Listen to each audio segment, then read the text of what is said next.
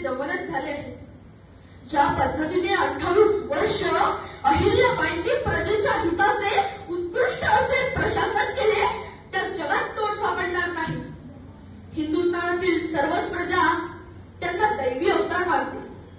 याचे कारण म्हणजे त्यांच्यातील असलेली आत्मशुद्धता, प्रजानिष्ठा आणि सर्वांच्या कल्याणासाठी असलेली धडपड. एक लक्षात घ्यायला हवे की 19व्या शतकात युरोपात जी स्त्री मुक्तीची चळवळ सुरू झाली होती तिला प्रेरणा अहिल्या देवींपासूनच मिळाली होती आणि याचा आपल्याला अभिमान वाटायला हवा. अहिल्याबाईंचा जन्म 31 मे 1725 रोजी अहमदनगर जिल्ह्यातील जामखेड तालुक्यातील चौंडी या गावी झाला. घराबाहेर जायला जिथे बंदी होती तिथे महिला शस्त्र पडणार याची कुणी कल्पनाही करू शकत नव्हतं. स्त्रियांना शक्ती द्यायची तर त्यांना शस्त्र दिलेच पाहिजे असा क्रांतिकारी विचार करणाऱ्या त्या होत्या.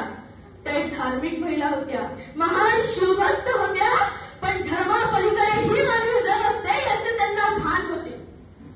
त्यांचा स्त्री शक्तीचा परिचय राघवानंदांच्या आक्रमणावेळी दिसून आला.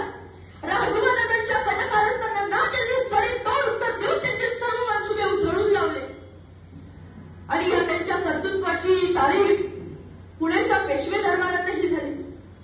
अमेरिकेच्या महान समाजसेविका मार्गरेट सेंगर या त्यांच्या लेखनात म्हणतात, women must not accept, she must challenge, she must not be wed by that which has been build around her, she must review that women in her struggles for expression. म्हणजे स्त्रीने कुठलीही अन्यायकारक गोष्ट साध्य करता कामा नये. तिच्या अवतीभोवती परंपरेच्या नावाने जो पाश आवडला जातो त्याचे तिने दडपण बाळगता कामा नये. आपला आवाज अभिव्यक्त करणाऱ्या, संघर्ष करणाऱ्या स्त्रीत्वाचा लढाऊपणा तिने आपल्या अंगी बाळगावा.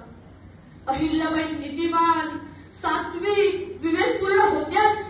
देश, गरिबांचे शोषण, अन्याय या सर्वांबद्दल बोलताना त्यांचे एका रणरागिणीचे असे रूप होतेच. पण त्याचबरोबर त्यांच्यात मायेच्या ममतेची हळूवार किनारही होती. आज 21व्या शतकात स्त्री सक्षमीकरणाच्या अनेक योजना कार्यान्वित होत आहेत.